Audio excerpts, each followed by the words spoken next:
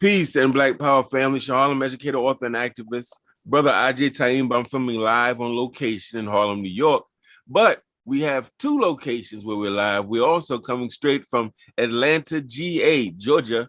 We have Mama Yaa Baruti, who many of you know or should know is the co-founder, the co-creator, along with her husband, Baba Baruti, of the Akobin Institute, which is an African-centered community homeschool. And they've been doing this, family. They're not new to this. They're true to this. They've been doing that for at least 20 years, at least 2 decades. So they are, at 20 years, you're an institution in our community, right? They're not just tourists or visitors. They've planted roots there and planted and have grown fruits and harvest that feeds our community. So they are beloved amongst those of us who know. They are beloved couple. They're beloved individually. They're beloved collectively for all that they do, all the students they have raised. You know, when you plan a school, family, that's not just you're feeding one person.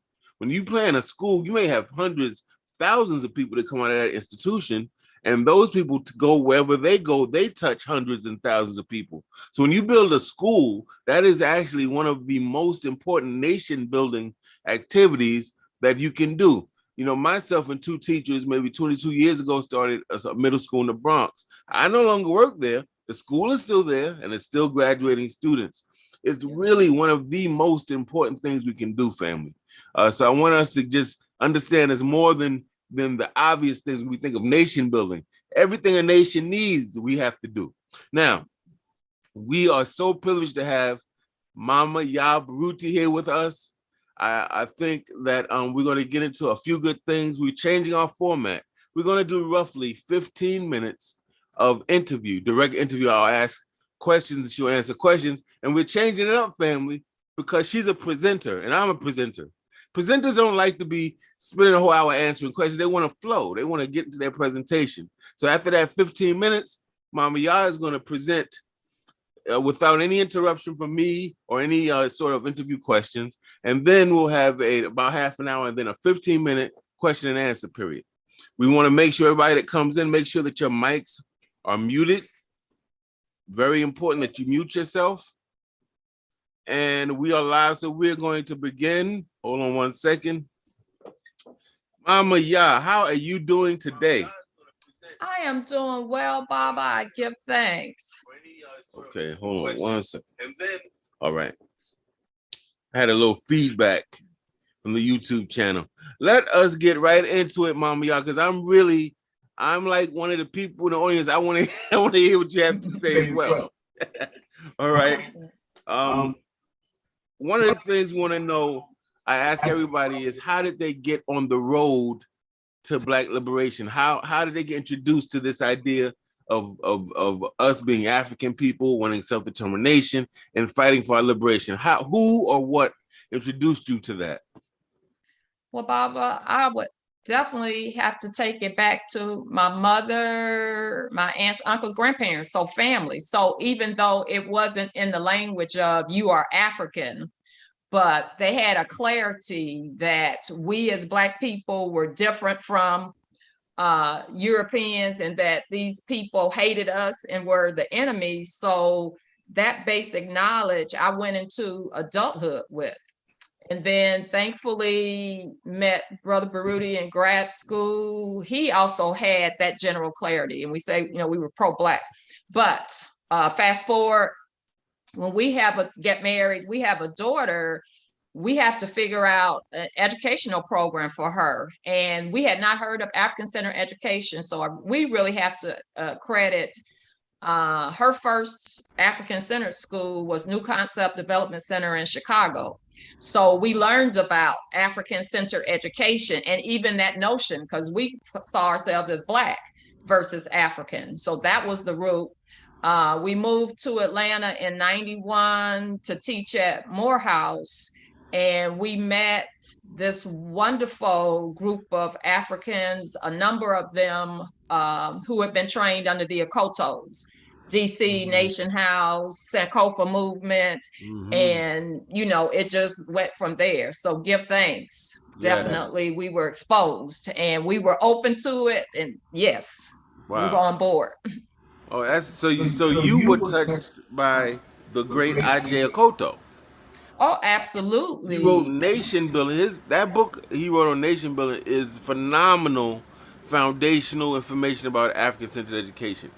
That's a wonderful experience that you both had. And wow. Yes, and even though and actually, so our initial experience was through others and through his books, but there were times where we actually interacted and participated, in the Sankofa movement and ALTR.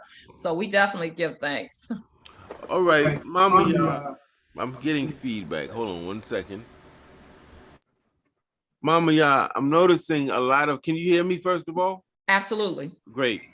A lot of people in our community hear certain terms, and without a good understanding, they become cliche to them.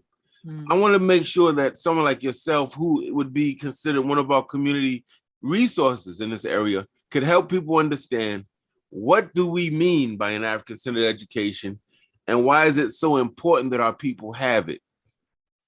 Well, implicit in the word African-centered.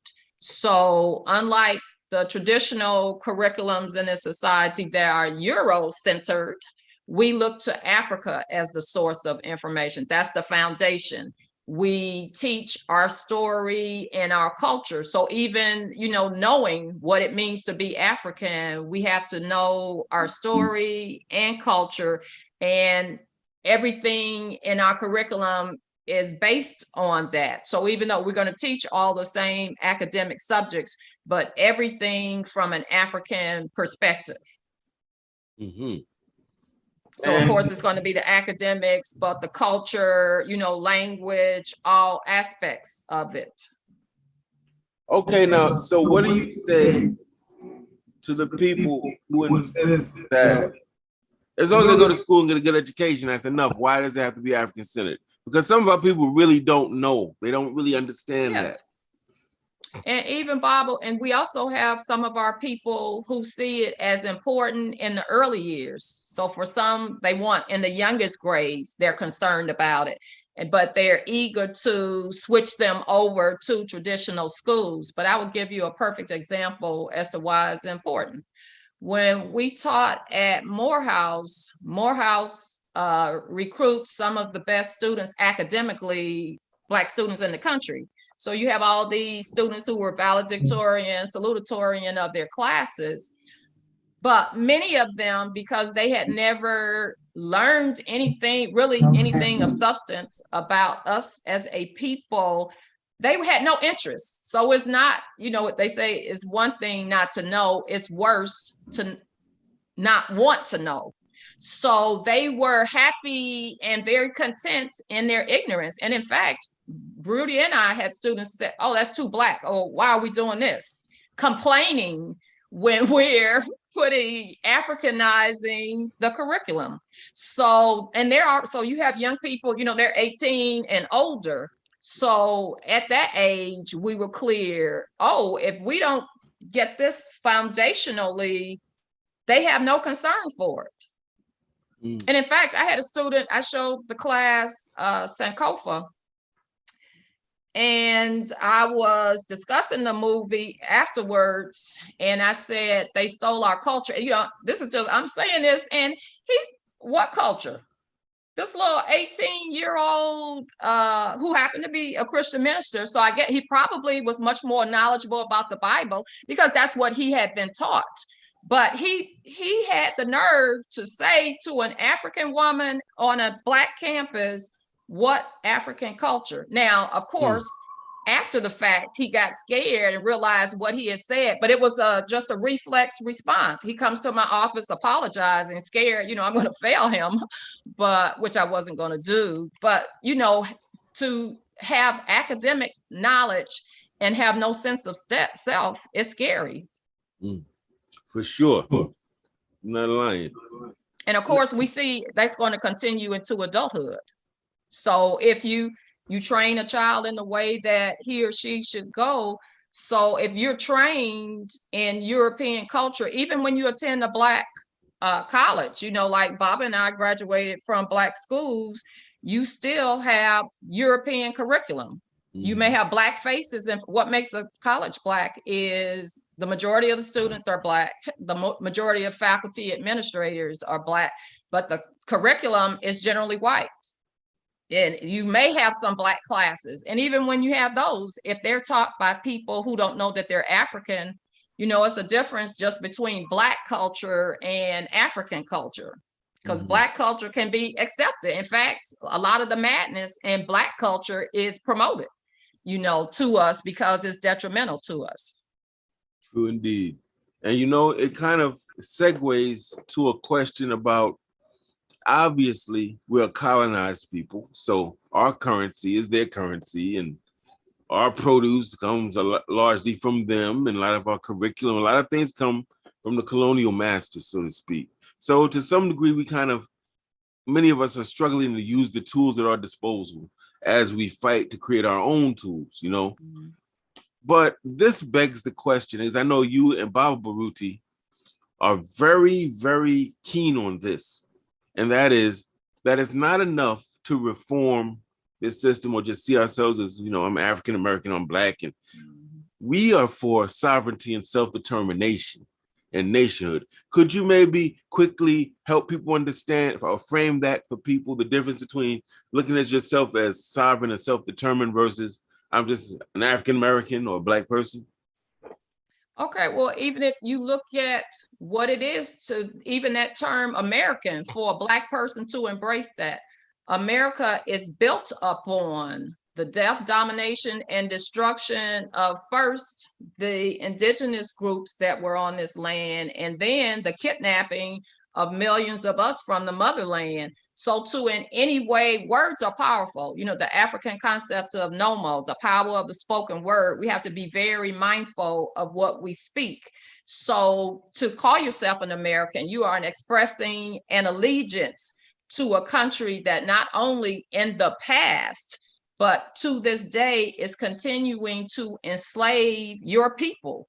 So to in any way embrace you're embracing your enemy, you're embracing your own death, domination, and destruction. If something is built on evil, it can't be reformed.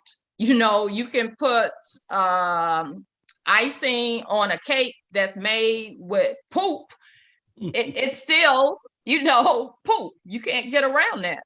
So we need for a sovereign space. And even, unfortunately, with many of our African nations and the islands on the continent, on paper, they're sovereign, but they're not even truly sovereign because other nations are controlling the wealth. If they're still speaking, their official languages are European, their government follows European models. So we're talking about sovereignty, a sovereign, true sovereign nation where the foundation and every aspect of it is African, in total contrast to the death, domination, and destruction of European culture. And let's not leave out Arab cultures who came before Europeans to the motherland. Let's not leave out Asians who are currently having their field day, with permission, exploiting our motherland. That's right. Now, do we have time for one more question, Mama Yaa, before you go into your presentation? Okay. So roughly 3 days ago, we celebrated what would have been the 97th born day of our beloved warrior, theorist, activist, Malcolm X. Do you think that Brother Malcolm's ideas and his activities are still relevant to Africans today? And if so, how or why? Absolutely, Baba. So just the two most important things that come to my mind with Nana Omowale Malcolm X. He was clear that Euros were devils, and people want to reject that. You know what? I would just modify that to demons, but they're, in the boat together. So we can quibble over words, but I would say I'm more frightened of a demon in terms of because demons get into your spirit. And when somebody is controlled by, and I see Black people being controlled by demonic spirits, there were jokes. I grew up in the church, the devil, you can tell the devil, you can rebuke the devil, but demons are a little harder to deal with. But being clear on that, because that's, I think, a major problem we have. We're not clear. We think, well, some of them. Well, you know, we can't wrap our minds around, these are demonic people. Okay. And the second thing is the need for separation. So if you're clear, you're living amongst your enemies who have and continue in present time and will continue unless something is done, keep you in a state of oppression. The only solution is you have to have separation from it. So those two things alone, that clarity, you know, and that we are a separate people from them culturally, who we are historically, but we have to separate ourselves, because what we're seeing, we continue to see, is the results of our people swimming in a sea of insanity. So it's hard not to get some of that insanity on you. So, you know, and it's a lifelong process, even when we're clear about that, a lifelong process of cleansing and healing from the insanity. Wow. You know, I'm getting caught up in the presentation, family, and I'm supposed to be hosting. So Mama Yaa, I think, is poised to give us a presentation. I believe you're going to be talking about the need for us to heal. I want to quickly remind people watching that you are watching Harlem Liberation School online. We hope to, we're negotiating a brick and mortar presence again in a few months, so we can have in your face activities. But for now, we're virtual. We want to welcome Mama Yaa Baruti. We got Sister Crystal Denise, who's doing wonderful African-centered educational work in Mississippi. So we want to shout out the Black Liberation Movement in Mississippi. Yes. Brother Patrick, Brother LaCarlos, Crystal Denise, all the family in Mississippi. Got my Queen Bee, Brenda Hilaire. Want to shout her out. How you doing, Queen? Looking beautiful, by the way. We have Sister Sheila is in the building. How you doing, my sister? And we have Sister, I believe, Anise, and a few other people whose names don't show up. We want to thank you for joining us in the Zoom room.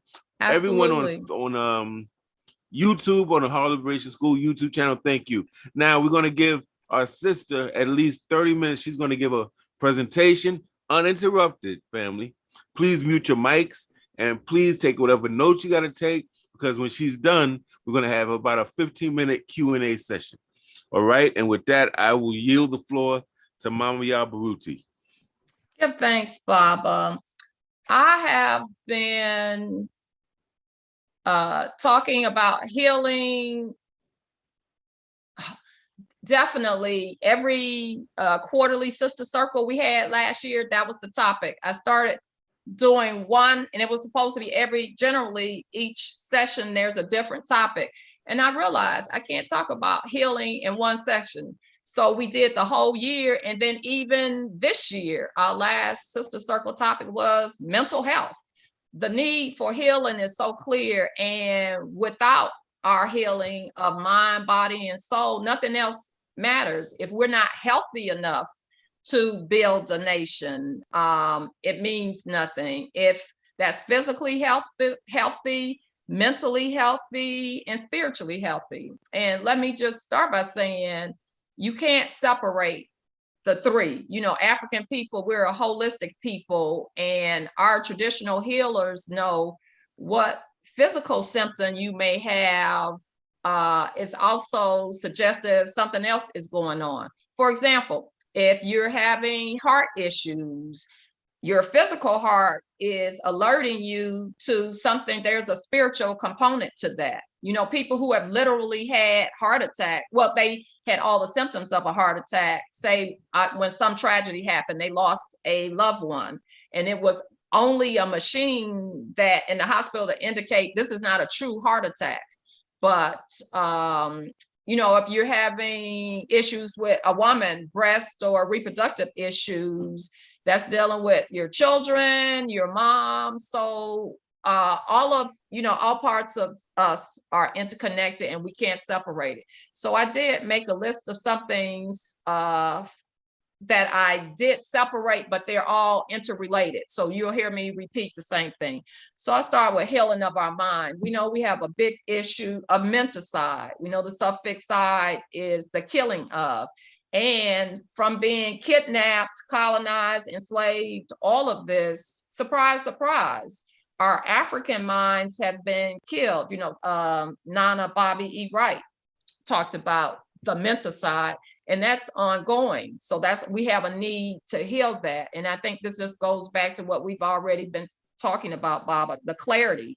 Without clarity, and I think just some basic things, even with Nana Malcolm X, who the enemy is, and know that some of us are fixated on Europeans, and while we're doing that, the Arabs and the Asians, anyone, and let us not forget, we have enemies of our complexion, and they can be worse because we assume and we think they're able to get closer to us and to do more harm. It's easier, to see the enemy without.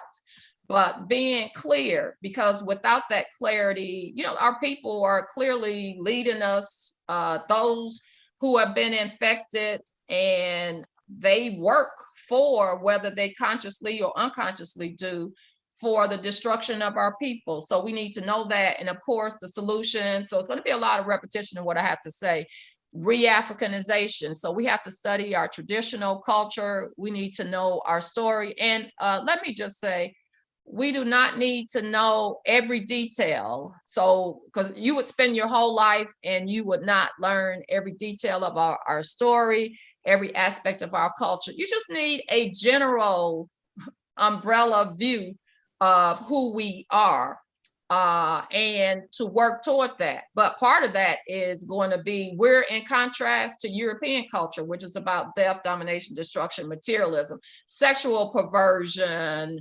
individualism, disrespect of nature. That list goes on and on. So we are the opposite of that. We're family centered. We're respectful of, and we see the earth as our mother, and we show the proper respect for our mother, all living things, each other, teachings of the oracles of Ma'at, guidelines that we live by. Euro culture, there are no boundaries, and it's continued to push no boundaries. So you have all these freedoms. You have freedom to be insane, to be perverted, to kill yourself, to hate yourself, each other, all of that. So a part of healing, detoxing. We have to detox from the culture. Part of that, social media generally, all of those things that, the toxic aspects, because here we are using social media platforms. So we use the tools for good, but being mindful, when it's toxic, you have to stay away from it. If you don't want to become toxic, you have to keep yourself away from it. And when you have toxins, there needs to be a process of detoxification. I can't say this enough. We need to purchase, read, study, participate, all things African, because I can clearly foresee a day. I hope people are noticing, we are living in a police state, a military state, and it's like putting the frog in boiling water. You gradually turn it up. So by the time the frog realizes you're killing it, it's too late. So I wouldn't be surprised. So, they're making it clear with the censorship with the COVID, you can't, so where they can label anything as misinformation, disinformation. So we will not be able to rely on these sources at our fingertips. And remember, in Kemet, as well as Libya, the grid was shut down. So don't have all your information you need it in physical things that you can hold. And that doesn't mean that they may not come to your house and trying to retrieve it as well. That's why we need to read and study it, so that it's here and in our hearts. That they can remove the physical, but they can't remove those things. So we need to be embracing it. And as we do it, teaching our children as well as others who are open to it. And for those who choose, the African proverb, issue the warning, some will survive. Unfortunately, many of our people won't heed the warning, and we can't waste time. When your life is at stake, if you're in a burning house and you're telling people the house is burning, here's the door, and they refuse, you can stay and get burned up with them, or you can save yourself, which we have to do. We need family and village, people of like minds, because otherwise, we hear from people all the time, they're somewhere they have no family and village who think like them. African people, we are communal people. We need that village support. Let me also, and I hate to have to say this, but also we have to beware of those who appear to be of like mind, because remember, we've been exposed to this insanity, so we have a lot of disease among those who are talking the talk, wearing the clothes, all of this. But there are true, they say find your tribe, because that would be having all of this information, you on the island by yourself, has no meaning. There's a quote, you can't heal what you won't reveal. You don't have to reveal it to the world. You need to, if something is eating you up inside, you need to share it with a trusted person and give thanks. There's actually, every issue that we have, and I regularly call upon my sister mamas. I get my regular therapy. So, but if I ever needed something that my friends couldn't help me with, then I'm going to look for African, not just Black skinned therapists. And there is a website, blacktherapy.com.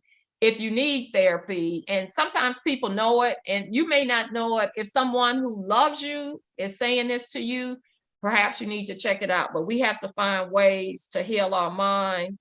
Also, there's a lot of news that we're experiencing all of these mental health issues. So let me backtrack. Of course, the trauma of our enslavement and colonialism. Surprise, surprise, African people have mental health challenges. That's not a surprise. But some of those challenges have to do with nutritional deficiencies.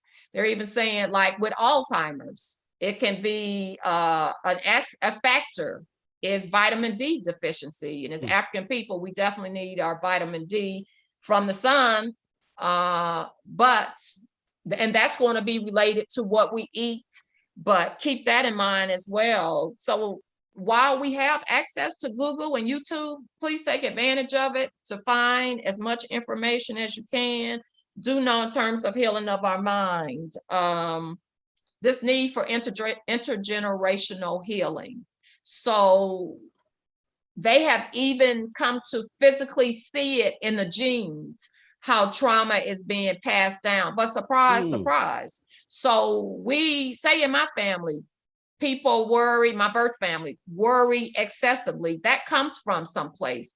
And I'm sure that came from, and I know of much older family members that we've heard about left home and were never seen again.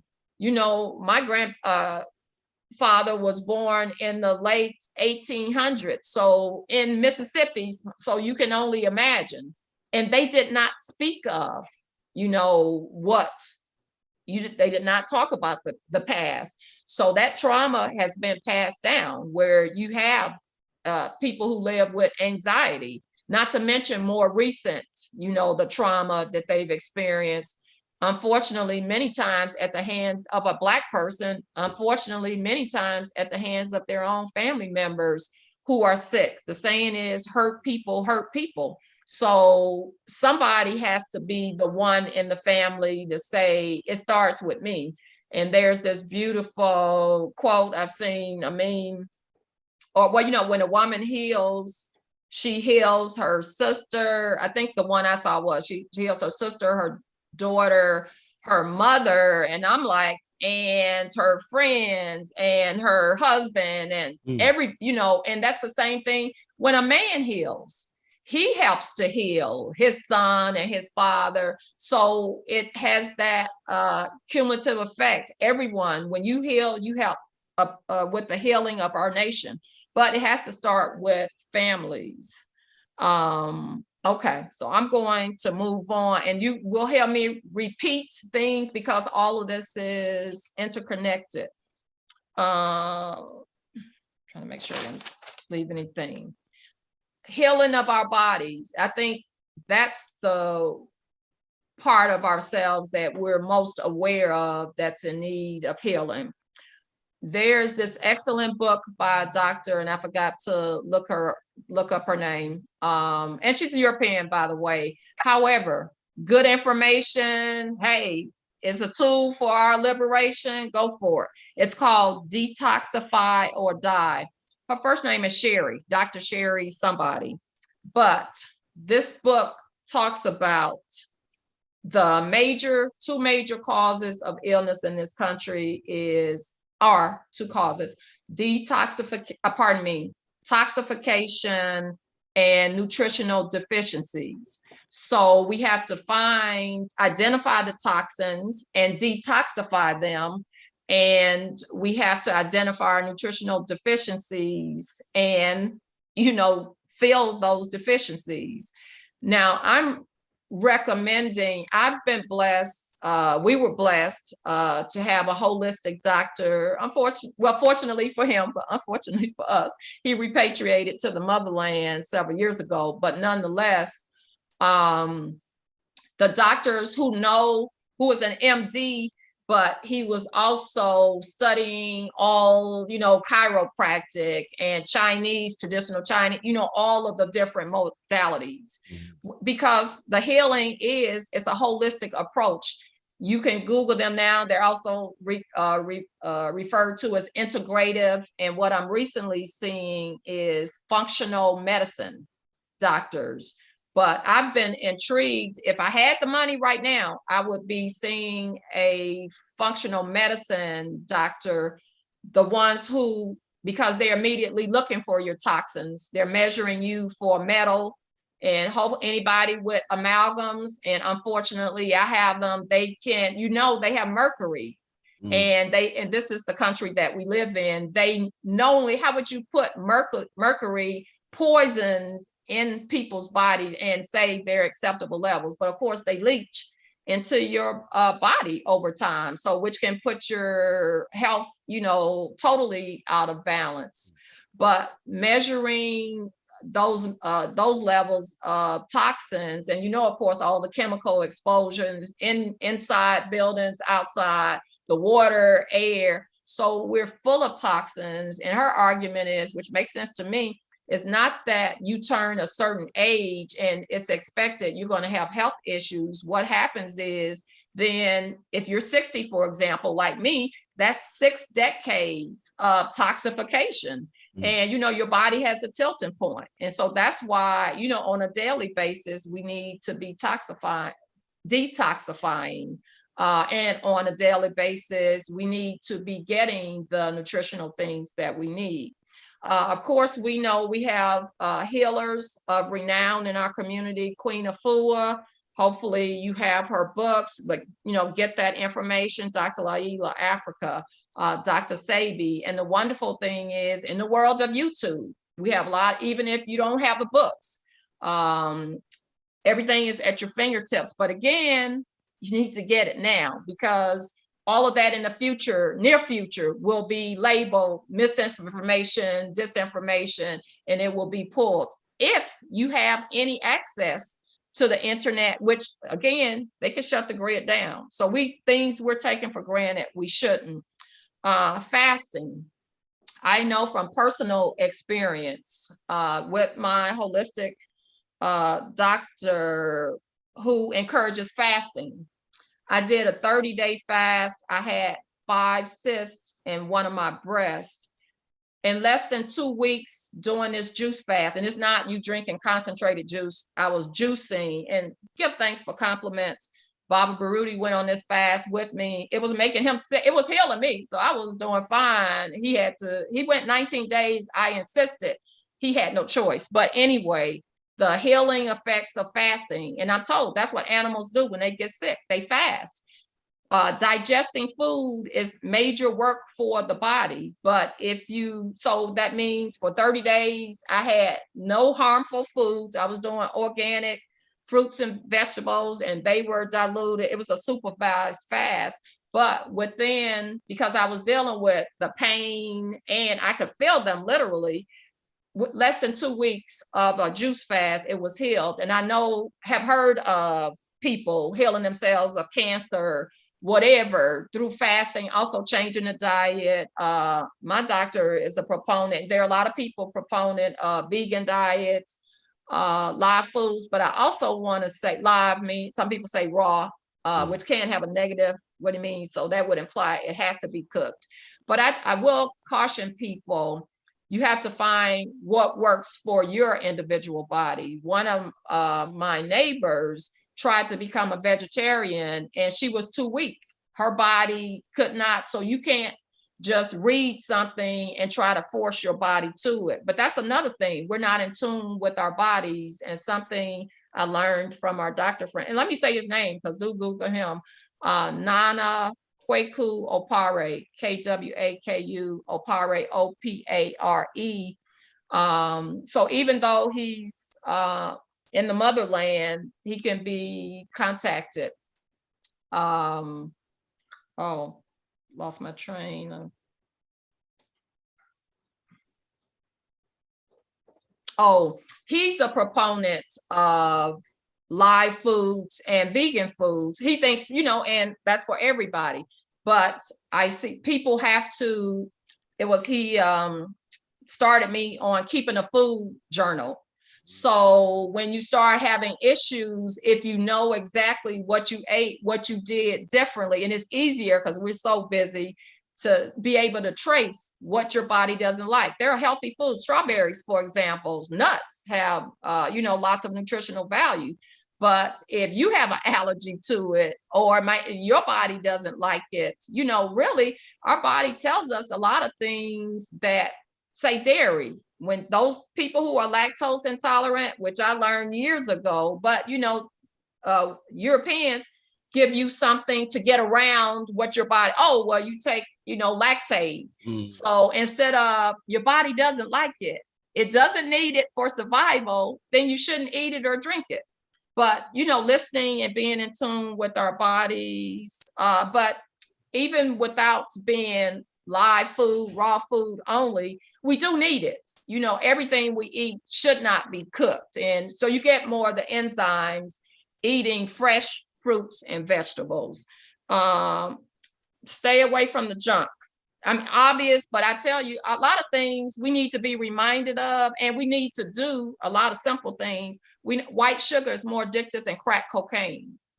It is deadly. And for the sisters out here, I recently heard, and there's a book on it, that they're attributing sugar as a factor in infertility in women. But just in your general health, even if you're through having your children, sugar is deadly. Processed foods, food should look like food, and being able to read the labels. If there are things on the label, even if sugar, you can read it and understand it. So that's bad. But even long list of ingredients are a clue that this is something bad. The oils that they're putting, and going to a health food store. I became a vegetarian years ago. Whatever you do, you need to do research. Didn't do enough research. But also a lot of vegetarians become starchitarians, a term I recently heard. You eating all this starch. No, if you're vegetarians, you should be eating fruits and vegetables. But that has to be balanced too. I know when I fell in love with smoothies, big smoothie, Yaa Baruti, I think those smoothies, I'm seeing them on you. But, all things in moderation and balance. We should know fried foods. I read an article years ago, fried fish and Black people and diabetes, but fried foods we know are not good. Learn about alkalizing your diet. The problem is our diets are too acidic. All of that information, because there are certain alkaline foods like lemon juice, just adding lemon juice to water alkalizes it. Of course, sun. We're African people. We need the sun, but it is possible. And I'm ashamed to say, but I tell people, teaching in our home for the early years of this school, and we're finishing up our 23rd year, there would be days I might not step out the door. And we need sun. So that's just major. It's something that we take for granted. You need to step out your door every day, fresh air, sunlight. Of course, exercise. And spring water, not tap water, you know, all the chemicals, the carcinogens in the water. And be mindful, try to avoid, if you can, plastic bottled water. So water you need the spring water, but if you're drinking it out of plastic, you know, the chemicals in that, BPA free is better, but it's still plastic, probably some other chemical that's bad. Supplements, my experience. I learned about supplements as a vegetarian. You tell me supplements, because supplements make it easy, right? I'll spend money on my supplements. More important than your supplements will be the diet. If you eat a very nutritious diet, your need for supplements will be lesser. But also, we have to remember, even though supplements are not these chemical prescriptions, however, in excess, they are harmful. They can be harmful. I didn't know that when I first learned about golden seal. So in our community, the health community, you get a cold, they say, oh, get you some echinacea and golden seal. And I did that. And hopefully I didn't harm myself. But years later, I found out, oh, you got to be careful with golden seal because it can affect your kidneys. So we just can't, the bottom line is you have to research and study. Nothing, there is no simple answer to good health. Okay, where am I? Excess sitting, they say, and I'm dealing with that now. Teaching, I've done way too much sitting, especially since we've had our homeschool, because at Morehouse, I did have to walk to classes. I could walk upstairs to get some exercise in, but that's very harmful to your health, as well as sleep deprivation. You know, in this society, people brag on, oh, I can function on 4 hours of sleep. You can, but they say sleep deprivation can take years off of your life. And these bad habits in these Euro schools, even though I went to Jackson State, I started the habit of sometimes doing all-nighters or staying up. The importance of sleep, and not only the number of hours, but the time that you sleep is also important, because you have a circadian rhythm. So there are times, okay, if it's on the weekend, I'll get my 8 hours, but if I went to bed at 2 a.m., my body is not, different organs of your body get restored during different hours of that cycle. And so you don't reap the full regenerative, restorative benefits when your sleep is not in order. EMF radiation. So yes, we use these devices because they help us, but we need to be mindful. They are harmful to us, and definitely our children, little children with cell phones, definitely shouldn't have them at all. And then there are things we can do, right, to, what is the stone?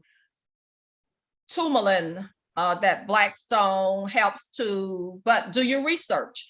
There are stones to assist with that. And, you know, I'm constantly, when I remember, putting devices, putting them to sleep, you know, put them on airplane mode if you're not using them. But do the reading on that.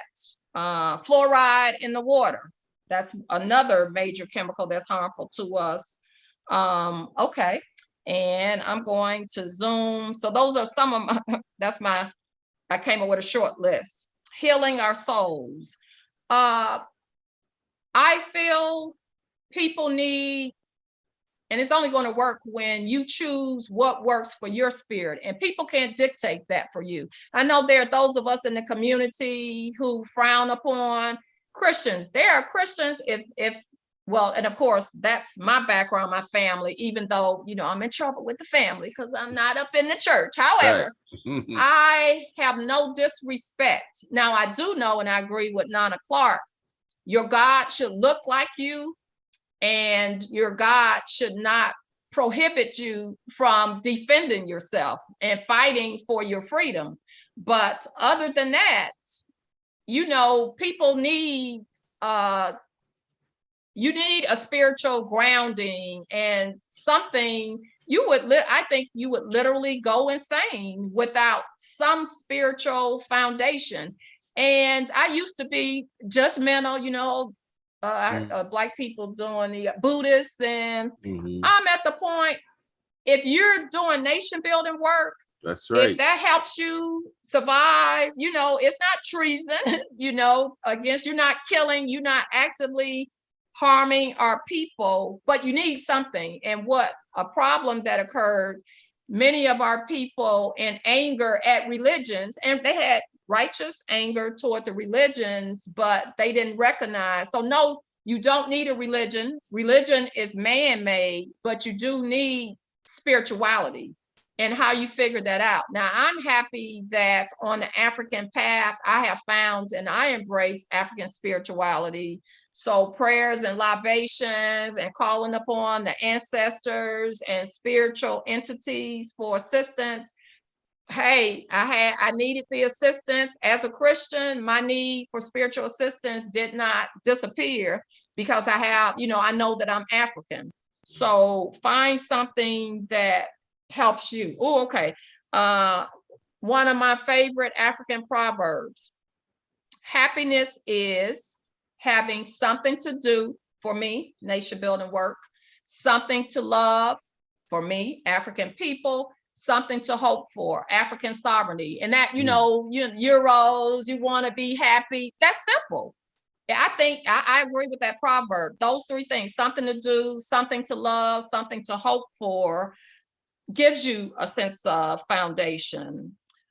Something very hard for our people: detoxifying. And this is, in this case, forgiving. Ooh, and you know, because I'm on board, I'm never forgiving the enemies. Never forgive, never forget. That's me toward enemies. But I recognize, as an African person, I know the trauma. So the trauma we experience, and I get it. If it was your mother on drugs and, you know, mom, dad, I get the pain, but I'm also clear holding on to that pain keeps you from being the nation builder that you need to be. And it could invariably shorten your life. And if it doesn't shorten it, because it leads to disease. But if it doesn't shorten it, you don't have the peace of mind to do what you're here to do. So, and you're not forgiving these Africans for them to get them off the hook. You're doing it for your own self, for selfish reasons. And forgiving does not mean, okay, we become bosom buddies and you're allowed to harm me again. No, it means you are releasing something that is harmful to you. But in some cases, if the offender is in the process of healing him or herself, if there's an opportunity, and definitely if it's family and close people, there's an opportunity for there to be reconciliation. Gratitude, one of the best things my mother taught me for over 20 years. I'm so thankful. I've been keeping a gratitude journal. So every day I'm writing things that I'm grateful for. And when you focus on your blessings, I'm very clear that I live in a land of oppression, but if I can't focus on that 24/7, I'm aware of it 24/7, but I'm focusing my energy on the blessings. I'm blessed to know I'm African, to be an African, to have family and village, all of those things that are going to keep me healthy so I can be a nation builder. Following the 42 principles of my eye.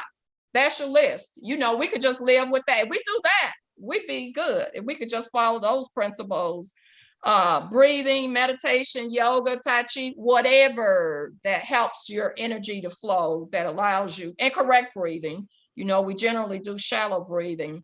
Grounding, something I learned in recent years, actually touching the ground, because I was that person. I'm a country girl, but I do not walk outside without my shoes. But actually touching the earth, and definitely when we live, you know, in the concrete jungle, your feet generally touching concrete, but actually connecting to your mother. And there's, you know, scientific, the electromagnetic connection. It's not just, oh, that would be good, but nature, that's what nature is healing. You see these devils always going to the oceans, oceanside houses. There, even if nature heals demons, you know what it can do for us. And daily prayer and meditation. So that's my short list. And I might have gone over a minute, Baba, in terms of my 30 minutes, but that's my overview. But bottom line, we have to heal mind, body, and soul. And it's a daily thing and it's a lifetime thing, because without the healing, our health is our wealth. But a billionaire who is sick cannot do anything.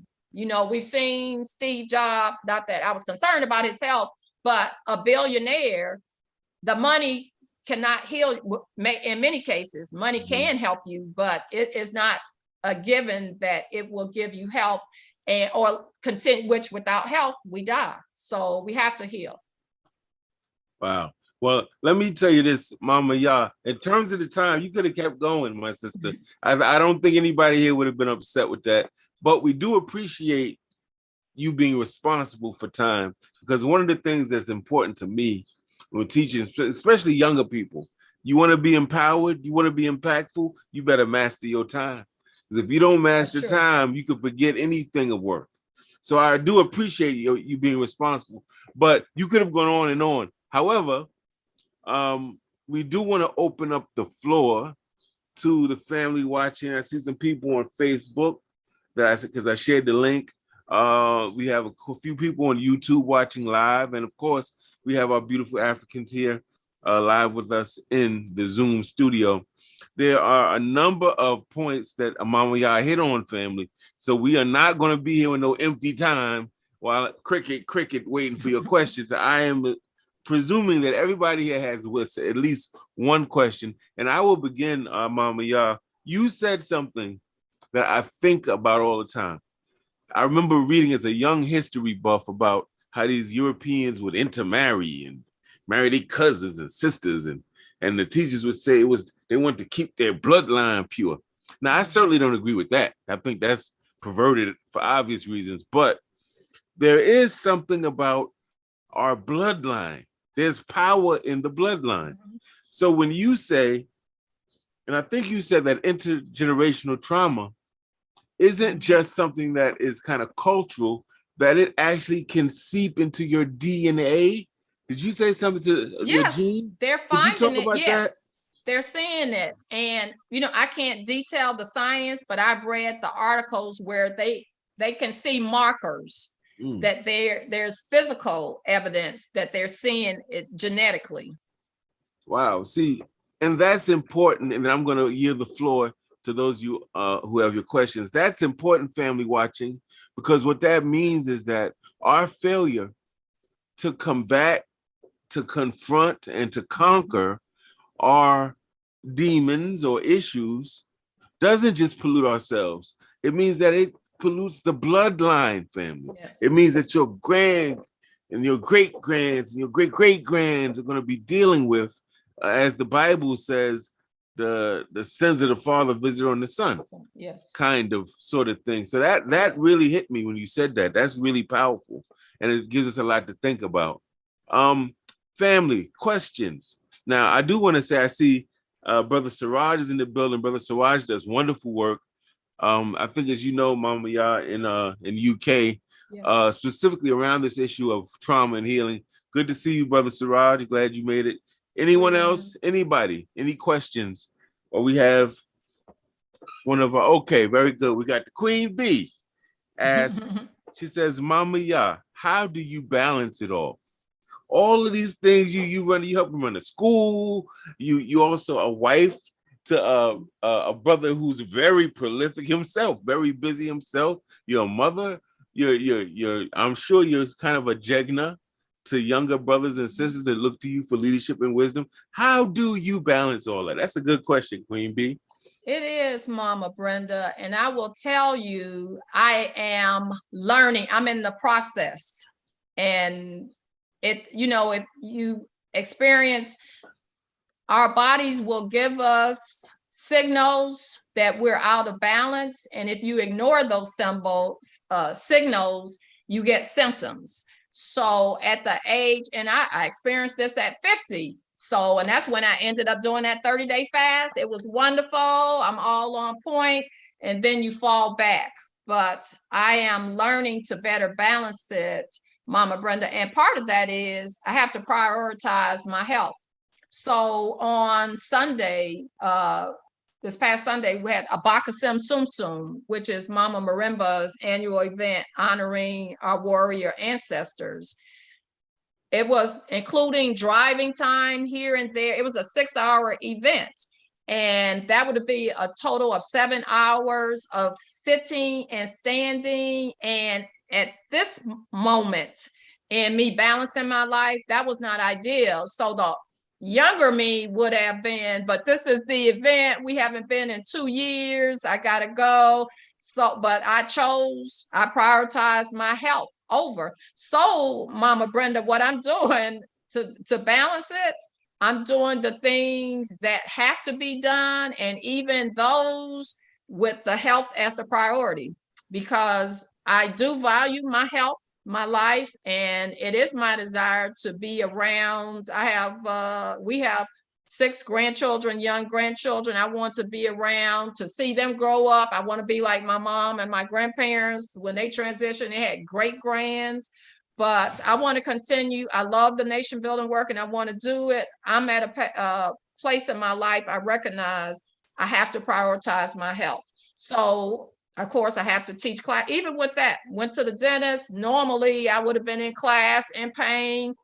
I called parents. I had to cancel, classes. But I am prioritizing my health, which is going to make me a healthier person. But going forward, my health has to be the priority. Excellent. And building on that very quickly, when we get back to you all with the questions, though some of you don't have discernible physical health problems. So you may think, well, this doesn't apply to me. However, there's mental health, family. Oh, yes. So you may need to take time to get your mind right, to de-stress, to listen to some music, go out to the park, cuddle up with your boo or your loved one. Absolutely. So just understand that when she's dropping that, this covers a lot of different dimensions. For those of you younger folk who, I'm good. I don't have any problems. I know I have my share of physical issues. The Queen is going through some things, and we struggle through it. We push through it. But even those of you who are younger and you think, oh, that's not me, it is you. It might be your emotional, psychological health. So please, and your spiritual health. Yes. Because if you're not spiritually grounded, you're in a dangerous place.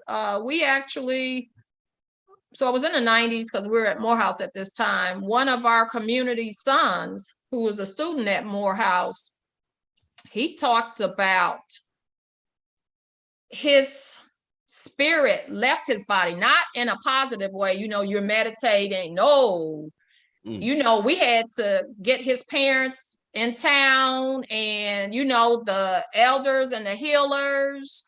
So you are spiritual. If you are not spiritually grounded, and he admits, because he has he was taught by people in the who were African centered. But you go off to college and you doing things good and well you have no business doing, and his African spirit like, oh no, we're not going this route. And he could have ended up losing his mind, and people snap and lose it. They're not often, it's a surprise to other people, but something is going on. So it's your spiritual health as well. Wow. We have to be mindful of. Holistic, family, holistic. We're African, not European. We don't break things up in segments. It's all connected. Absolutely. We have Crystal Denise, who once again does really wonderful work in the arena of educating the babies. My heart always goes out to the teachers, family. You know how that goes, right? In Mississippi. She has a really good question as well. She says, can you speak to the womanhood, motherhood, sisterhood principle of life that sisters need to have and embody? Absolutely. And I definitely want to say on in Yaa Baruti's YouTube channel, there are excerpts from a class I did on African womanhood. So I think it's one on African womanhood, sisterhood, motherhood. But yes, and I'm glad, because I had some notes, but that wasn't on this set of notes. I encourage African women. If you can find a copy of Mama Marimba Ani's To Be an African Woman, it's an essay in her book that she co-edited with a couple of Babas, but the book is called To Be African. And it's a long subtitle that I can't recite. And I was meaning to bring it to here. But anyway, she lays out the stages of African womanhood as well as the characteristics. But in short, you know, seeing ourselves as sisters, I am a living example of where I am still being married today, is having my sisters, even the health, I'm calling their, you know, healers. And my sister transitioned last year. One of my friends she's has lots of cool, but did this piece where there's a quote, when sisters unite, who can stand against them? But the power of sisterhood, many of our marriages, we're looking to now, feminism, Euro, you know, can we just quickly say that? That's about Euro females angry at their men, as they should be, because their men have mistreated them, but that's their family business. Doesn't have anything to do with us. And feminism, by if you call it Black feminism, African, it's all the same thing. It's a movement in attack of men. So let them handle that. The feminism is not helping us, it's hurting us, because it's putting a wedge between us and our men, even though, yes, we have issues with our men, you know, we have issues in our family. So what's new? So yes, we need to talk to our men, and we need to work, and our men have issues with us, you know, it's not one-sided. Thankfully, we have community sons. Some of our sons have been deceived and married a sister who was claiming to be African and flipped the switch once she had a baby. So we have issues with each other. Also, a book by Clenora Hudson Weems, but the book is called Africana with a C, and Africana Womanism. Okay, definitely that book lays out how feminism is not for us, it's Euro, and how it's destroying us. But the sisterhood, if we think about, we say we're re-Africanizing, so that's looking to Africa. You know, one thing that helped our marriages, we were not up under each other 24/7. Now that's Bob Bruty in my personal story. Why the ancestors are put it that way for us. But even when women look to their husbands, we often look to the men in our life. They're not women. They're not you. They don't. You present a problem, men, let me solve it. If you don't want him to solve it, you shouldn't take it to him. You need your sisters to talk to help you with your children. So in traditional Africa, the women worked and doing their work. They didn't have to have therapy sessions. You work and talk. You can talk and work. You're getting your therapy. The men were together, because even our men here, they may, you know, do the, maybe in the barbershop, but oftentimes the brothers aren't spending enough time together other than, you know, just doing the work. We want you to do the work, but in terms of them having those heart-to-hearts and dealing with healing.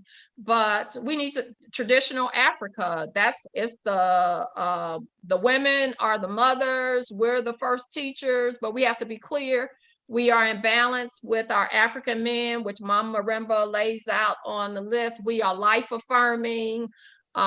We are, you know, carriers of the culture, but she just lays the whole list out. But yes, and actually, letting our models be African and not Euros, because what we're seeing in the way we dress, talk, speak, I still can't wrap around my head. Black women referring to themselves and the women that they love as a B or an H. So self-respect, you know, having values, having our values, norms, all of that is an absolute given. But if you can find those two sources, and if you see the excerpt, but also we sell copies of my African Womanhood. It's a 4 DVD set, you know, more detailed, but absolutely, we are the feminine principle, and keeping in mind, we work in conjunction with the male principle, and which we come together to create the children. Nation building, it's about a man and a woman getting together, producing children, joining a family. So not just a man and a woman, a man and his family, a woman and her family coming together and producing children. We don't have a nation without families. So all of that, yes, absolutely. And we definitely, of the many things we're researching and studying, definitely African womanhood, not African feminism or whatever. Good thing, Alice Walker. Oh, please. You know, being clear on what sources we're looking to. Right, right. The Queen Bee asked, what are your thoughts on brothers who are masculinists? So I'm not. I think my understanding of that, Mama Yaa, is kind of like the male version of feminist. So you got a lot of brothers now. One brother recently died who may have been somewhat considered masculinist, who are very much on men's rights, what it means to be a man, exerting your manhood, that men are oppressed or mistreated by women in certain ways, just like, you know, women are mistreated. I think. Is that right, Queen Bee? Is that what you meant? Okay, yeah.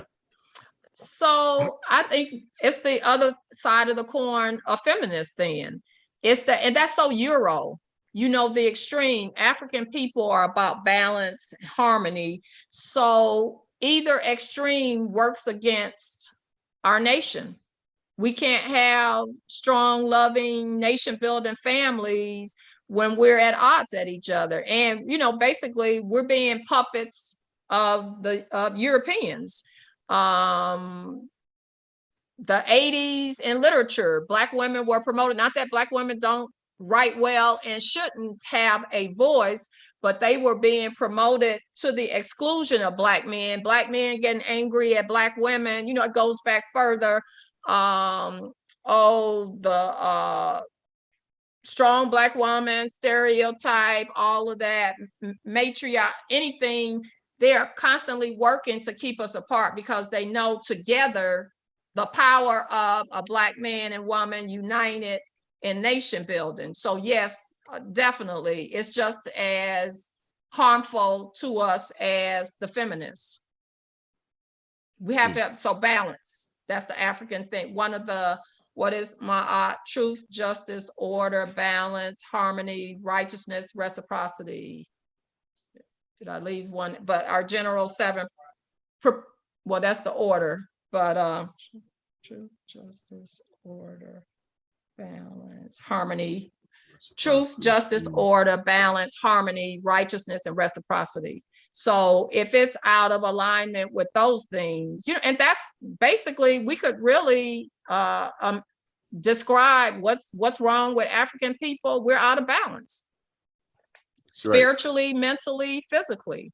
And when you're out of balance, you see the chaos, you know, it's not surprise when you get the telltale signs when there's imbalance. That's why it's called dis-ease, whether that's mental, physical, or spiritual. That's right. True indeed. You know, Dr. Amos Wilson used to say very simply, when you hear a party line being endorsed and pushed by anybody, ask yourself, does it benefit Africans? Absolutely. Does it benefit or hurt Africans? Real basic analysis. And so people would have to understand that if brothers are blaming every problem under the sun in the Black community on the majority of the population, which is Black women, we got a problem. Absolutely. We know that's not true. We just know that's just not true. And it's the same for women. So yeah, that's a very good question from the Queen Bee. This kind of, and you know, it's very interesting because it seems almost like sexuality plays into this. A lot of other things play into this, things that are not being stated up front, like men that have problems that may be misogynist. In other words, they may have a real hatred for women. Yes.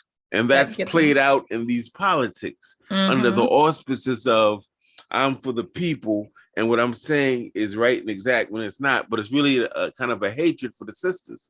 And I'm thinking if you're hating on a segment of our community like that, you shouldn't be in leadership in our community. Absolutely not. Definitely. But you know, Baba, but that's the misogyny that any of our Black men have. They've learned it. So all of the craziness that we're seeing in our people, that's again, we need to detoxify. It's European. And we try to make it African and look to the examples. You know, Nana Clark, if it's not going to be one of us, there is no nation Black men only. There is no nation Black women only. It's either going to be all of us or none of us. That's right. Because we cannot survive as a people without each other. And for those of y'all who still don't get this point, I heard a Baptist preacher whose name escapes me. He's actually a Black liberation theologist from Detroit. He said, if they come to get the Black man in the morning, they come to get the Black woman at night. Do understand that? That's what it is. That's actually a proverb, Bob. That's one of our African proverbs. Wow. Yes. You see? And it's absolutely, and we see that. Let's just look at with the drugs. It started first with Black men, and the next thing, you know, say in the 60s and 70s, there was the problem with Black men. Then the 80s, they put crack in our neighborhoods and took out a large segment of Black women. So we absolutely see it. The mass incarceration started with Black men. Now the rate of incarceration of Black women, the rate, not the absolute numbers, but the rate is even greater than it is of Black men. So they have definitely come for us. And, you know, our children, and of course, we could add to that proverb, and they come for your children at night, and minutes later, they're coming for the women and children, because we see, you know, the children that they're taking out physically, killing them, or, you know, definitely with the miseducation system, stealing our children, putting them in foster care, being adopted by Euros, the insanity, you know, goes on. And we participate in there. There are literally Black women who knowingly allow their children to be adopted by, and also I guess in some cases, they want their children to be adopted by a white family because they feel that will give them a good life. So when these devil celebrities, Madonna, Jolie, Angela, whoever, all the devils adopting our children, you know, and famous and the non-famous, just the insanity. Yes. Indeed, that's disturbing. Mama Yaa, I'm curious to know, a lot of people have their different definitions of what we're fighting for. What is it that Black people want? What is it they think we should fight for? As you see it, from where you sit and stand, what is it that ultimately we are fighting and building for? African sovereignty. And, you know, Mama Maremba Ani helped to make that very clear for me. Without it, because liberation is a step toward sovereignty, because without sovereignty, you know, liberation gain, liberation loss. We need a sovereign nation, and sovereign, if we have young people, totally independent. And as I said earlier, most African nations aren't truly sovereign. They may be sovereign on paper, but the Euros are controlling or disproportionately benefiting from an African economy. That's not a truly sovereign nation.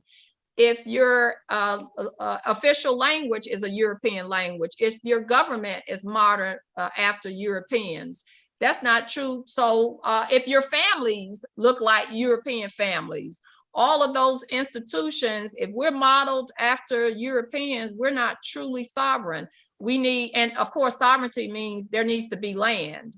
And as Baba likes to point out something major, it doesn't mean anything if you can't defend it, because we're dealing with, you know, people who bring death, domination, and destruction So they would look forward to, okay, which they do on a daily basis. Oh, look at Africa over there. Oh yeah, look at that. These are resources. We come and we take it either with crooked president signing off on it or whatever, but sovereign in our mind too, a nation where people truly want to embrace that which is traditionally African, and the positive, you know, what is traditionally African, because we were not a perfect people. We had orderly societies, but if we're rebuilding a nation, then those things that were not for our best good, for example, we were too hospitable. We were too open and loving. So we have to learn from our mistakes, or we're going to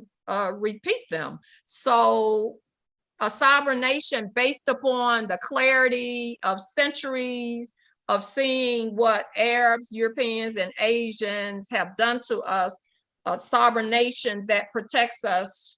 We're totally separate from them and acting upon the knowledge of these people must not be in any way allowed into our space. And, you know, any dealings with them, you know, with you deal with the devil, that, you know, a Christian reference, whatever happens that you can't, you know, we have to learn from our mistakes. So those things that served us well in our traditional African culture. Okay. Mama Yaa, I'm told there's a question on YouTube. Do you have time? Yes. Okay. Hold on 1 second. I have to try to get to it over here. Okay. Right. Okay. It looks like somebody named Loban says, one, can you repeat the proverb that we had talked about? And then there's another question they have. I think we had talked about if they come to get one in the morning, get one at night. Right. If they come to get your men in the morning, they will come for your women at night. And that might not be exact, but that's the point. They come for the men in the morning, they will come for the women at night. Right. Okay, And that is Loban, I an hope you African heard that. proverb. Thank you for that, Mama Yaa. And then they follow with the question, what, in your opinion, is the best strategy for maintaining an educational institutional program under the radar, following the book to a certified school? Or should we follow the book as a certified school, or should it be like a non-governmental organization? I think they're asking, which one do you lean toward? Well, our example is we have literally been a homeschool.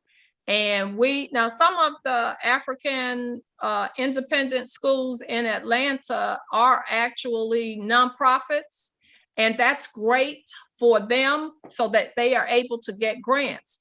But we decided early on, we didn't want any relationship with the government, because then they get to dictate.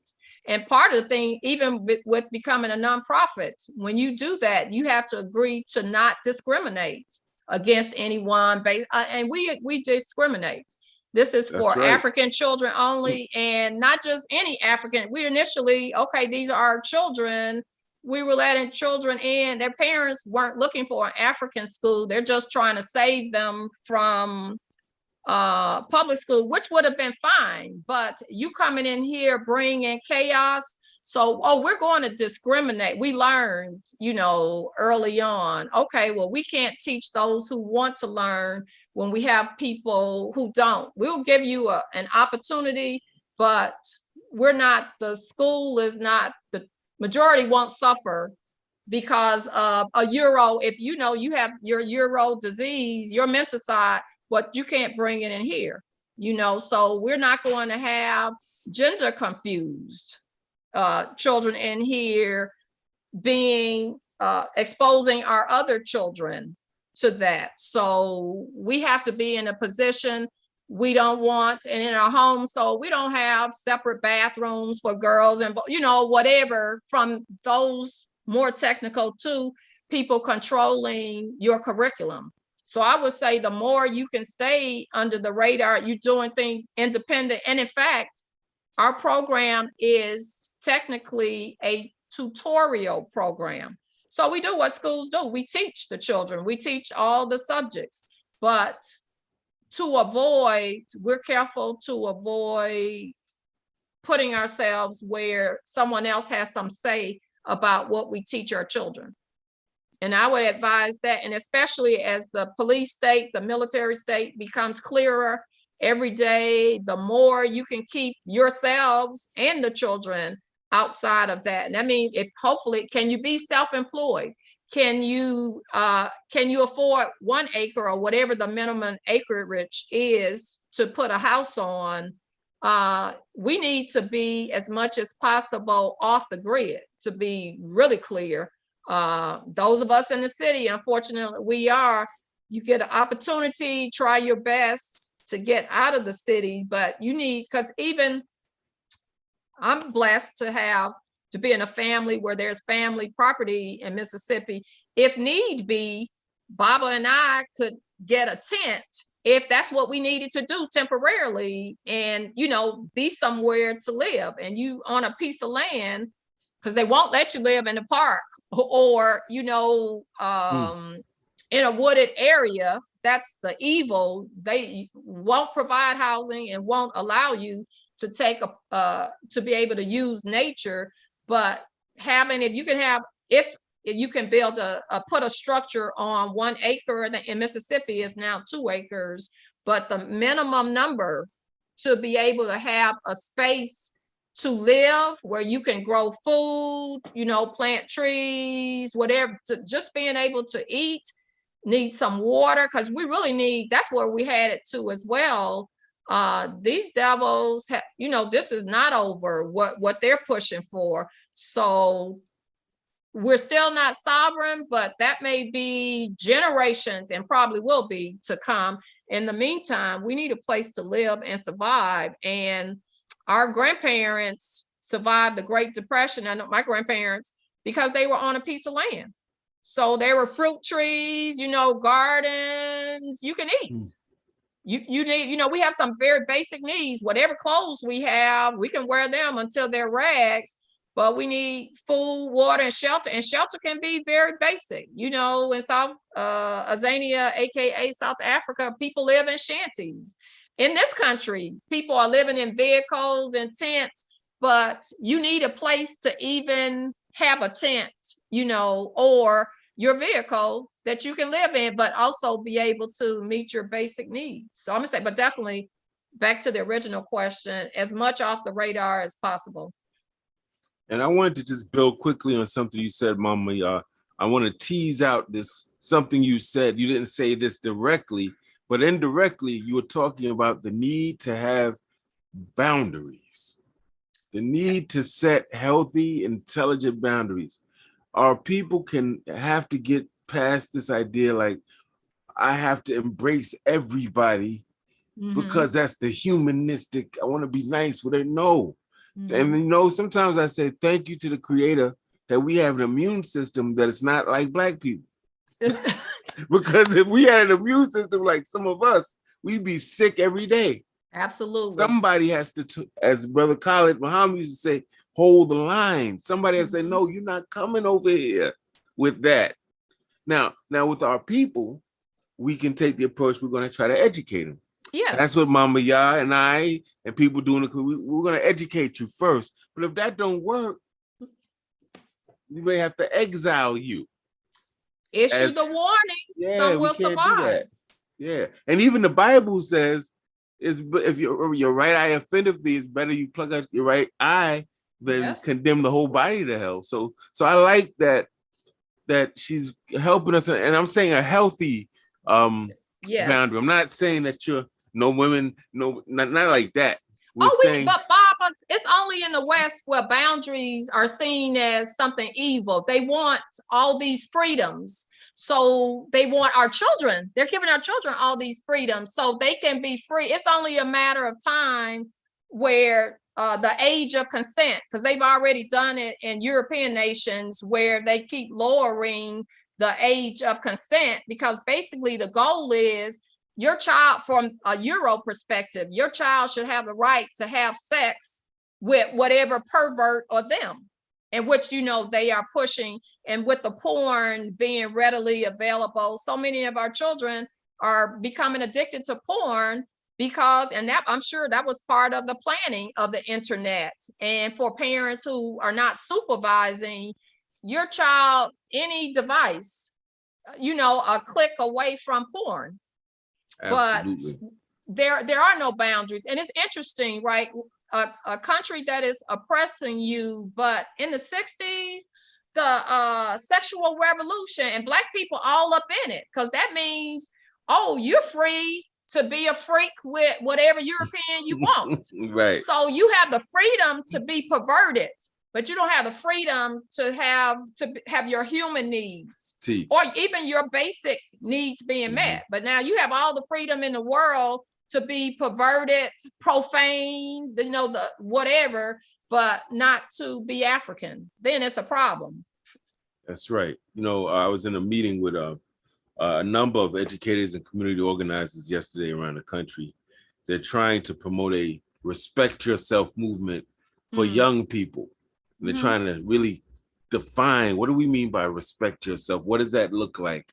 The language, how we carry ourselves in public, how we treat each other, a lot of things. But Brother Bob Law, he's like the Gil Noble of radio. He just wasn't in television, but he's a remarkable brother, been around for 40 years in radio. And he was saying, you know, it really troubles him that he hears today, Mama Yaa, Black women who are supposedly, I guess, feminists or whatever, and they're saying to the sisters that are strippers and exotic dancers, you know, be proud to be on the pole. Don't let these don't let these people tear you down. And he said he gets the language, he said, but that is in fact one of the most dangerous occupations in this country. There's no upward mobility. You're paid cheaply. You're defiled and degraded. And where do you go from there? He said, so yeah, uplift the sisters, but empower them in real ways. Don't let them think that's all right. Absolutely. You know, so what you're saying, I know resonates with me. I'm seeing lack of boundary as being a serious issue in our community, because I think the Africanity in us, Mama Yaa, we do want to be cool with people. We don't want people to see us as, you know, mean and heavy-handed. But there is a balance with that, I think. You know? Absolutely. So, Baba, definitely, we should not say as stripper, our children, our people who misbehave, who are acting out of the European insanity, that you are not worthy. Baba, I tell you, I'm someone who likes to, I think in another lifetime, I might have been a psychologist, but I like listening to people's stories and try to figure out. So I've been listening to some of these rappers, you know, they're being interviewed. Baba, you would be, when I hear some of those stories, I'm like, oh, well, when I hear what some females have been through, they've been molested and the poverty and living on the streets, I can understand. I do not promote it, but I see if you've experienced, so that's the kind of trauma, you experience that kind of trauma, you'll do anything to not be in that place. So if that means degrading yourself in the music, and I listen to some of these people, they're intelligent. You know, you think just from the music, you know, do these people have a clue? They have a clue. They're making a choice, but also they're being influenced by, they're being told it's empowering for women, for example. So, you know, Beyonce being put up as this great role model. So your legs open, you half naked all the time. So our daughters grow up seeing that as empowering, because there aren't any boundaries, any cultural norms of how you should, you know, dress with any modesty, the language that's being used. They're following the madness. But Baba, let's not leave out, that's not just new. I saw this going on in the 80s with Oprah Winfrey. That's why I'm not a fan of hers. Her show promoted strippers and whatever, oh, well, you getting into you doing your college degree. She promoted interracial, not that anybody in our audience is an Oprah fan, but I'm saying this has been going on for decades. And the people that are being put forth as role models for us to look up to are the people who are signing off on. So she promoted homosexuality. And I remember episode, a black man married to a white female, and the 5-year-old boy wants to paint his nails. And so Oprah and her audience crucified him. This is your child. He should have a right. And for, when our minds are weak, when we suffer from European insanity, we allow ourselves to go against just our basic, intuition and knowledge of right and wrong to what others tell us. And oftentimes, again, the black face is Obama, not that hopefully anybody in this audience was a fan, but you're put in position. Not that these people have no talents, but they see you can be used to convert African people to whatever the agenda is. And we will pay you well. We will give you fame and fortune. It's funny. I'm listening to you, Mama Yaa, and another thing that's coming to the surface that I want the listeners and watchers to get. Scholarship, ideas, the marketplace of ideas requires us to be exceedingly discerning. Mm-hmm. We must be able to understand an idea and get it, but not overget it and overplay it. So what we're saying here is be empathetic with the people. Understand that they've been put through a process of thinking they are nothing, have nothing, and can be nothing. And so when you're seeing niggerdom come out of them, it's because they were niggerized by somebody else. However, empathy doesn't mean acceptance. There it doesn't you go. mean that you say, oh, that's so bad what happened to you. But you can come here, you can shit up the party. Right. And you can fill up on the sisters, and you can do no. That's where the boundaries come in. And that's what I think we kind of mix up sometimes. Absolutely, Baba, because it's the same difference. If something is wrong, it's wrong no matter who does it. So that also has happened in the Christian church when their children got caught up, homosexuality, for example. So in order that your child not be wrong, then you change what your beliefs are to embrace your child. And we've seen that, heard about that in Black organizations as well. If whatever their children are in, then over time that becomes, accepted for the organization. So I can love in the same way. Let's do something that's more neutral. Adultery. So I've had family members who were adulterers. That didn't stop my love for them as a family member. However, I'm not accepting that adultery is right because a family member is doing it. So we can love someone who is doing wrong, but what is it? You love the person, not the sin, however you want to term it. But again, we're following the Euro model. All of what there is no right and wrong, basically, because that's where the movement is. There's no such thing as if it feels good, to you, do it. If we don't have it illegal, then you do it. So, and all of the perversions today are no longer illegal, but that didn't change. It's just laws against it changed. And another reason I had issues with Essence and Ebony magazine, because I've seen this. It's nice when you talk to people who've been around long enough to see what's going on now. There was a movement. And I used to subscribe to Ebony and Essence magazine. And I see in the advice columns, they were sexual perversions that Black people traditionally oral, that was not acceptable to Black people. But the experts were saying, whatever two consenting adults do in their bedroom, it started there. So the next thing you know, okay, anal. And now people are licking rectums, it's that, that's the thing, it's a slippery slope.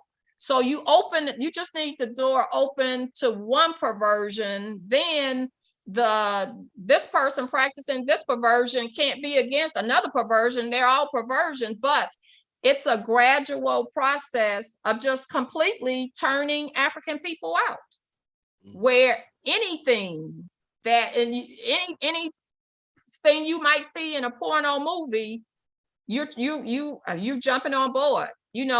At Black people saying, I'll try anything once. But when you are following insane people, you act insanely. Well, I tell you this, family, if you're going to try anything once, I hope that you will try building independent Black institutions to save our people from a war that some of us don't even know we're in. If you're going to try something once, I hope you'll try studying to understand oppression and our role in internalizing it and what we can do to defeat it. And if you're going to try something once, I would hope that you will definitely get in touch with Mama Yaa and Yaa Baruti. Can you give us a way to and I'm talking specifically about how people can support you with money, how people can support you. How can we do that?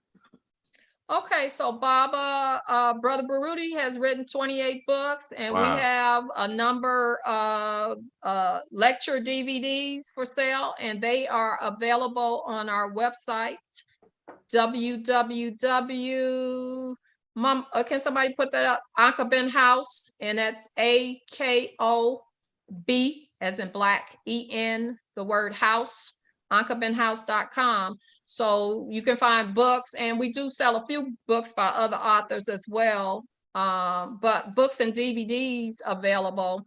But also, please reach out to me if you would like to be put on. Well, let me just say, and people can make cash donations. You can send donations to our PayPal, which is Yaa Baruti at yahoo.com. Please put in the note that it's a donation so we know what it's for. We also have Cash App, and that's Yaa, the letter M as in man, Baruti. I'm sorry, $, Yaa M Baruti is our Cash App. And please, in the note, please indicate donation, because different times we have things going on and we need to know, if it's for an event. Because we also, so we have our school program, and you can reach us if you're on Facebook, Yaa Baruti or Nwalamu Baruti on Facebook. You can, send us a message through Messenger, but my email address is yaabaruti at Yahoo or yaabaruti@gmail, where you can actually reach out. So we offer tutoring. We will have a summer program. So we have different events, but if you email me and give me permission to put you on our contact list, I'll put you on our contact list so you will get our emails announcing when we have things coming up. But Baba, if you don't mind, can I announce our complementarity conference? Please, yes. So on Saturday, the first Saturday in June, that's June 4th, we will have an annual complementarity conference. And this year's thing, so complementarity meaning couples, married or single, but it's also for singles, because the theme this year, African love, lessons learned. Baruti and I, we've been married, we just celebrated 37 years. So we will talk about some of the lessons we've learned, but we will also have another couple who's been married 40-something years who will be talking about lessons that they learned. There will be a Q&A following.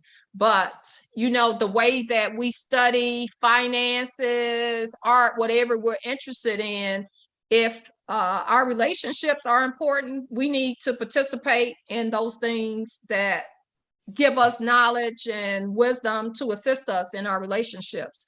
So you can look on our pages. We're daily, because that's coming up soon. That's next week. Next week, 2 weekends. I think, about 2 weekends.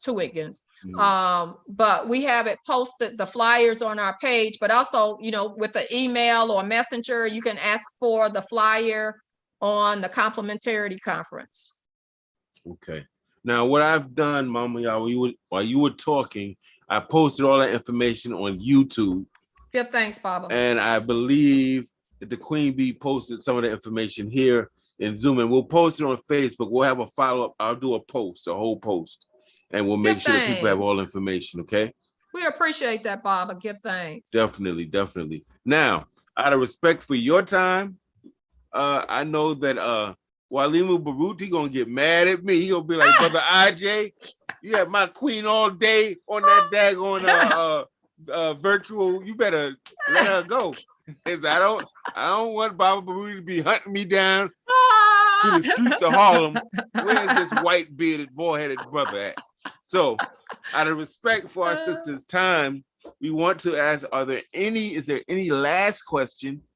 And if not, then we're gonna allow Mama Baruti to go back to the things that she does in her life. Remember, family, she sacrificed time to be with us. She has a whole schedule of stuff she's doing, right? So we want to be respectful to her and her family and her community as well.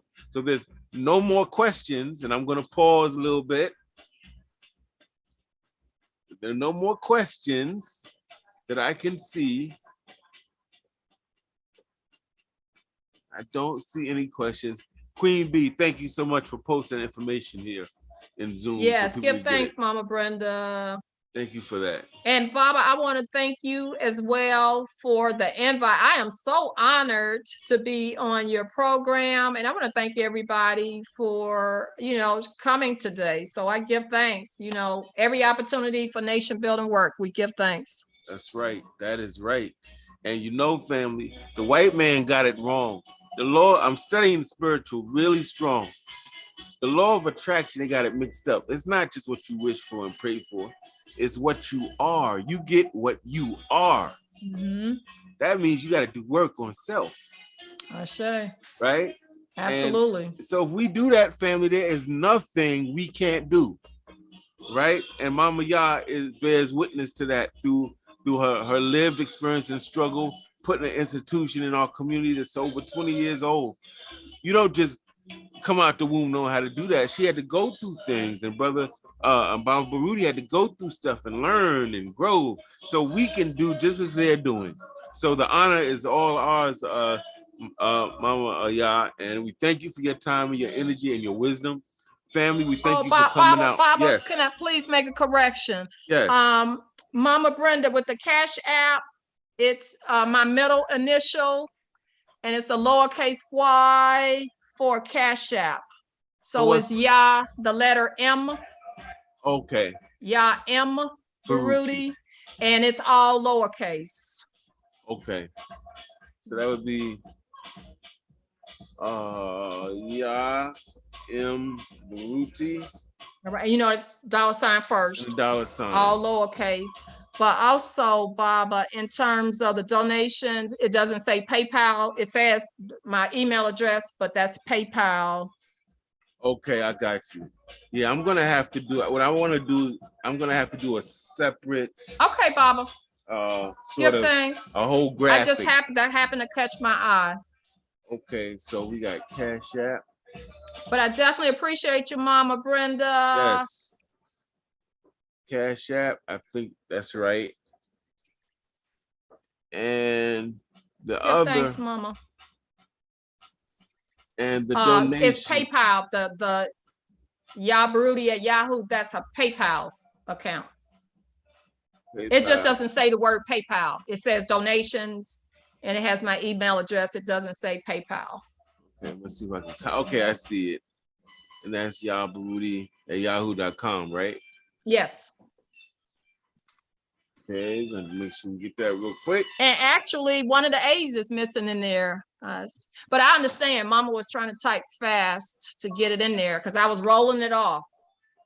Okay. But yeah, with 2 A's.